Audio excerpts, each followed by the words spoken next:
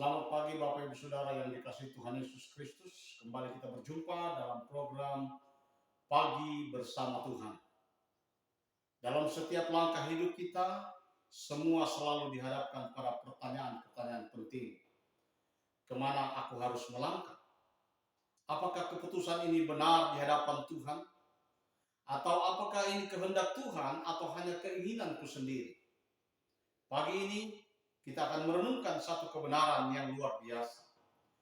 Tuhan bukan hanya hadir di tengah-tengah kita, tetapi Dia adalah Allah yang memimpin jalan hidup kita. Sebelum kita lanjut, mari kita berdoa.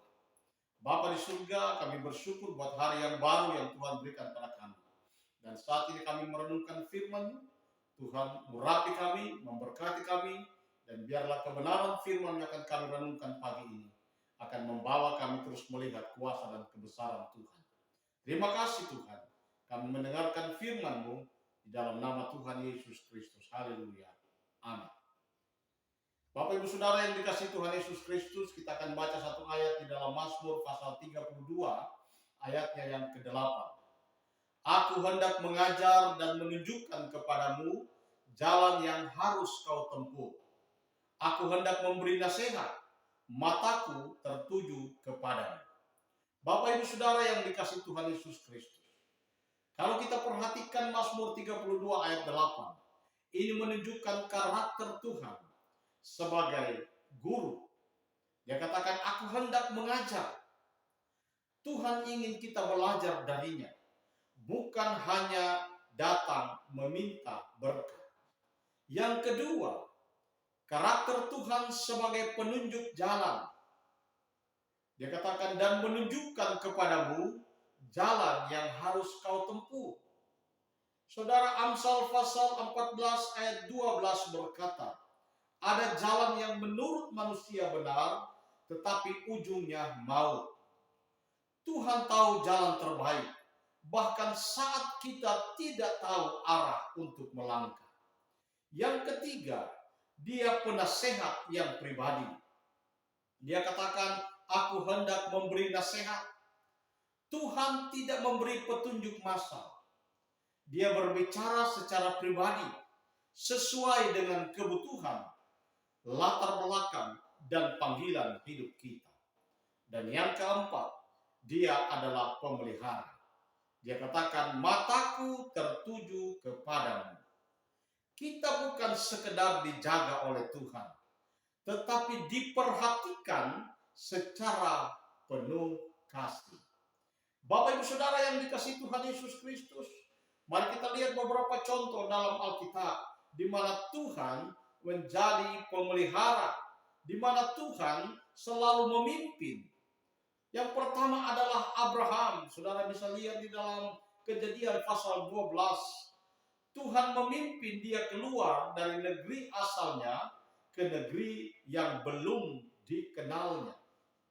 Saudara, pimpinan Tuhan seringkali tidak lengkap di awalnya, tetapi selalu aman. Lihat Abraham, walaupun dia tidak kenal, tapi akhirnya dia sampai dengan segala selamat karena Tuhan yang memelihara. Yang kedua, Yesus sendiri. Ia tidak bertindak tanpa pimpinan Bapa. Dia berkata, aku melakukan apa yang aku lihat Bapakku lakukan. Yohanes 5 ayat 19.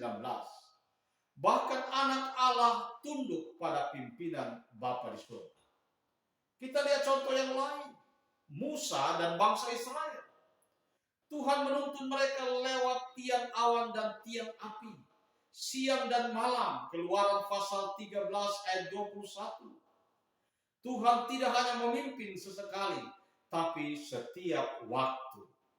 Bapak Ibu Saudara, contoh yang terakhir, Paulus. Dalam Kisah Rasul pasal 16 ayat 6 sampai 7. Roh Kudus mencegah Paulus pergi ke tempat tertentu. Ini menandakan bahwa pimpinan Tuhan kadang berarti tidak. Dan itu pun untuk kebaikan saudara dan saya. Nah saudara, bagaimana Tuhan memimpin kita hari ini? Yang pertama, Tuhan memimpin kita hari ini melalui firman-Nya. Mazmur 119 ayat 105, satu ayat yang sangat terkenal yang dihafal sampai seluruh umat Kristen. Firman-Mu pelita bagi kakiku. Saat kita bingung, buka Alkitab dahulu, bukan buka medsos. Yang kedua, bagaimana Tuhan memimpin kita hari ini?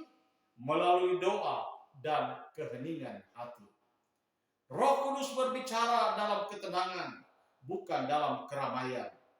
Pimpinan Tuhan terasa ketika hati kita tenang di hadapan Tuhan. Yang ketiga, bagaimana Tuhan memimpin kita hari ini? Melalui nasihat orang-orang rohani.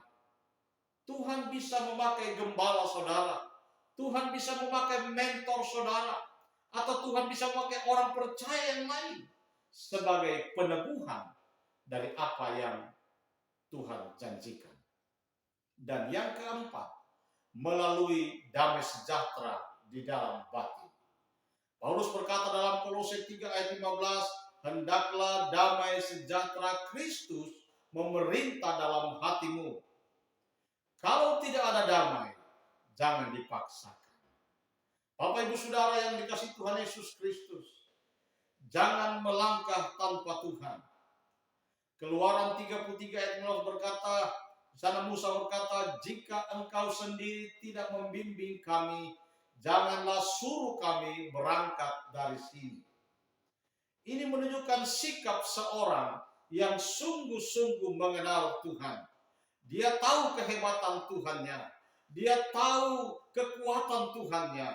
Itulah sebabnya dia berkata, jangan suruh kami pergi kalau engkau tidak memimpin kami.